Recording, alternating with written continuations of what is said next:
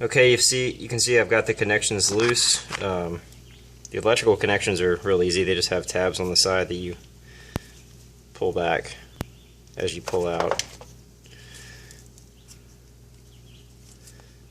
Right there.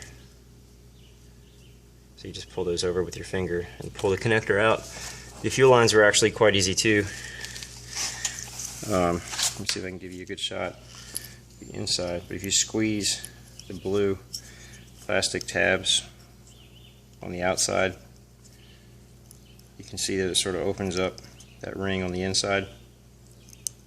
I don't know if that's focusing or not, but basically you just squeeze in on those blue tabs and pull out, and both of those connectors will pull off. So just make note of which is which when you go to put them back on. It should be pretty obvious because the fuel lines run parallel. One's on the outside, one's on the inside, but just make sure you know which is which. Alright, so now that I've got everything disconnected, I can go ahead and get this jack out of the way and slide the tank out from under the truck, and we'll try to get the fuel pump out. So I'll be right back. Alright, I've got the tank outside now, and the first thing I need to do is take my shop vac and suck up all the gravel and debris from around the pump so that when I take it out it doesn't fall into the fuel tank. So I'm going to suck that out with my shop vac, and then I'll probably take my compressor and just blow some compressed air around it just to make sure it's clean. And then we can work on removing it. It looks like it's got a lock ring here. I think we need to spin it off counterclockwise. It's like this clip engages with these tabs, so if we drive that around that way, maybe using a screwdriver and a hammer positioned right there and spin it around, it should come out. So let me get it cleaned up and then we'll see about removing it. Alright, that was actually pretty easy. I did exactly like I said. I put a screwdriver up against one of those tabs and hit it with a hammer and push that way, and once the tabs clear these little clips here, it pops right up. It's sort of spring loaded and it just pops straight up.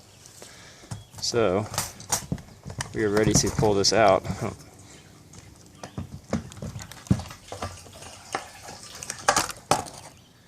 And there you have it. So I'm ready to reinstall the new pump. Let me unpackage it, and we'll get ready to put it back in. Okay, I'm ready to install the new pump into the fuel tank now. You can see I've transferred the locking ring to the new pump. It just slips over like that. I also wanted to point out that there is a rubber gasket that fits in this groove right there. I think it goes all the way around the opening to the tank. I pulled the O-ring out, or the gasket out, and I wiped that down with a rag, being careful not to get any debris down into the tank. And then I vacuumed up any loose debris with my shop vac again. And I was actually prepared to dump the tank. I figured it might be kind of nasty inside. I don't know if you can see anything on the camera, but there's actually very little sediment and debris down in there, so I'm probably not going to go to the trouble of doing that. It actually looks pretty clean. You see a couple little bits, but nothing too crazy. So anyway, I'm ready to install the new pump now. I'm going to get the gasket back in place, and then I'll drop the pump into place and we'll lock it back down. I'll be right back. Okay, I'm going to reinstall the tank. Just dip the float in carefully. Careful not to damage it or bend the arm or anything. And just drop the tank straight down. And the outlet nipples aim that way. Again, this is the rear of the tank towards the back of the vehicle. So this would be the driver's side aiming that way. Kind of even with this little dip in the top of the tank, and it's sort of spring loaded, so you just need to push this down and get the lock ring to re-engage with these tabs. And I'll need two hands to do that, but I'll reinstall this the same way I took it off, with a screwdriver and a hammer pushed against the side to drive it over. And of course this time we'll turn it clockwise and just make sure that the outlet tubes stay lined up correctly. So I'll need two hands to do that, but let me get this installed and we'll move along and start reinstalling things into the vehicle.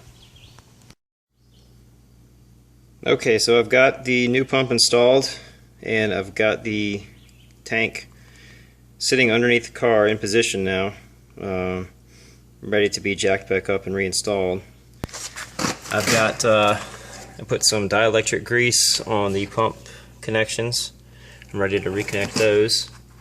I can reconnect the fuel lines, and I actually had to splice in a new wiring harness for the pump and fuel sender. The pump I ordered was a Delphi, and I've read the instructions, and none of the 4 wiring diagrams that they provided match the wiring color code of the existing harness. So I ended up having to get some help from an online forum, playing at Isuzu.com. Once again, if you haven't checked that out, please do so. If you have any sort of questions about any Isuzu vehicle, you can post a question there, and I almost guarantee that somebody will have an answer for you within a day or so.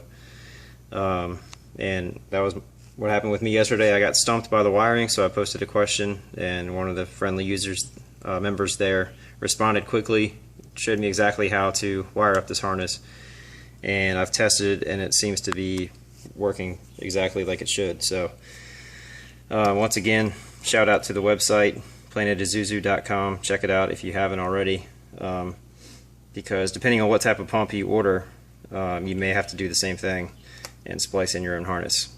So I've done that. I'm ready to reinstall everything. I need to reconnect the fuel lines here and here. Remember when we took them off earlier, we noted which one went on the outside connection and which one went on the inside connection. And again, obviously the 2 electrical connections to the pump. Once I get it jacked up in position, I will reconnect the hoses to the back end of the tank. And then once everything's connected, I'll run the bolts back in, and I should be able to wrap this project up. Also, remember, we'll have to clip the fuel lines into this green clip here once we get the tank raised up a little bit. And this is going to be a little tricky because I don't have anybody to help me, and I ended up having like a quarter tank left inside the tank, about a quarter tank of gas. So it's kind of heavy, and because the gas sloshes around, it's just awkward. So if I had an extra person or 2 to help me, this would be a lot easier, but I couldn't figure out how to get the jack underneath it to get started. So what I'm going to try to do is, I've hooked a ratchet strap up to my Nerf bar on the side, on either side of the vehicle. I'm going to try to use the ratchet strap to raise this into the tank enough that I can slide the jack underneath it and try to get it centered up so that I can jack the tank back into position. So if you get in a bind and don't have extra hope, you can try this as well. I'll be back shortly to let you know how that part goes. So wish me luck. Okay, I've got the tank about halfway back up now. What I ended up doing was I lifted the front end with the ratchet strap, just enough to get the jack under the front. Then I moved my ratchet strap to the back end, lifted up the back, and then in unison with the jack and the ratchet strap, I lifted it up high enough to get 4 bricks under it. And I dropped it down onto the bricks and then centered up the jack with a piece of plywood on top of it, so I could get it in the middle of the tank. And now I'm able to lift it with just the jack, and it's balanced. So it took a little bit of finagling, but I think this is going to work okay. Just got to be real careful not to get it off balance or slosh the gas around so it falls off. You just want to lift it really slow. So I'm almost high enough now where I can reconnect these fuel lines to the clips and reattach the hoses in the back. So let me lift it a little bit higher and I'll show you once I get everything reconnected. Okay, so I got the the tank lifted back up with the jack. I had it centered, and I've gotten all the screws reinstalled, or the bolts reinstalled that hold the tank and the skid plate up to the frame of the vehicle. So now I'm ready to reconnect that hose and the fill tube right here. Just need to reconnect those two and then just tighten all the bolts down, and I need to reinstall the bracket that holds this right there. I had loosened that to give me some slack when I dropped the tank because I couldn't get these hoses disconnected. So there's two 5/16 bolts there that I need to reconnect, and then check all the bolts that hold the tank and skid plate up, and I can put the spare back on and call this project done. So let me button everything up, and we'll start the vehicle up and get it off the jacks and see how it runs. Okay, this is the day after I replaced the fuel pump. I test drove it yesterday after I finished the repair, and it seemed to drive much better. The check engine light has stayed out now from the high voltage input from the fuel sending unit, and it seems to drive much more smoothly, have more pickup.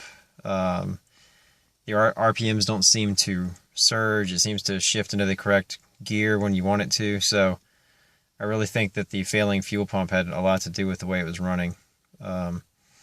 So fingers crossed, I'm hoping my issues are resolved for now. I've been trying to chase down the issue with lack of power and just poor performance for a while now, and seems to, I think I've pretty much checked off all the items. I've replaced now basically the entire fuel system, the pump, the fuel filter, the fuel pressure regulator, and all the injectors and O-rings. So at this point, I think the fuel system checks out well.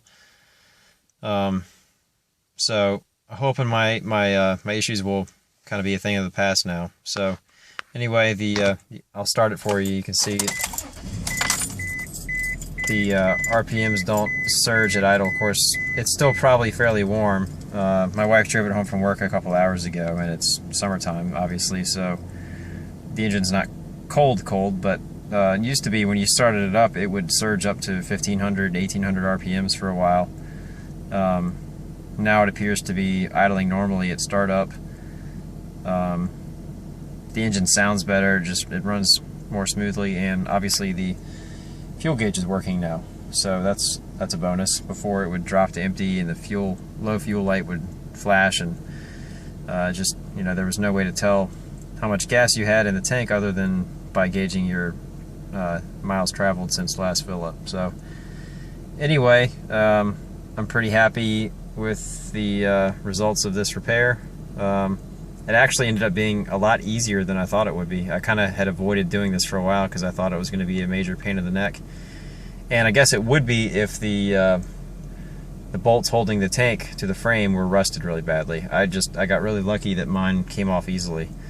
So if you need to take on this repair, like I said earlier, just make sure that you hit those with PB Blaster ahead of time, maybe a couple days in advance. Hit them repeatedly so that hopefully that will break free any rust and you won't have a hard time getting the tank loose. So anyhow, thanks for watching this video. I hope it's been helpful for you. Hopefully you can save some money. I got a quote for $750 for this repair, and I ended up buying my pump online from Rock Auto for about $120 delivered to my door. So I saved myself well over $600. So I feel pretty good about that, and I hope that I can help you in the process. So best of luck to you if you take this on. Be safe. You're working with fuel, so just be smart. Don't have any sparks or open flames around your tank, and be safe when you're working on your vehicle. But I think this is something that anybody can tackle with a few hand tools and some patience. So good luck, and thanks again for watching.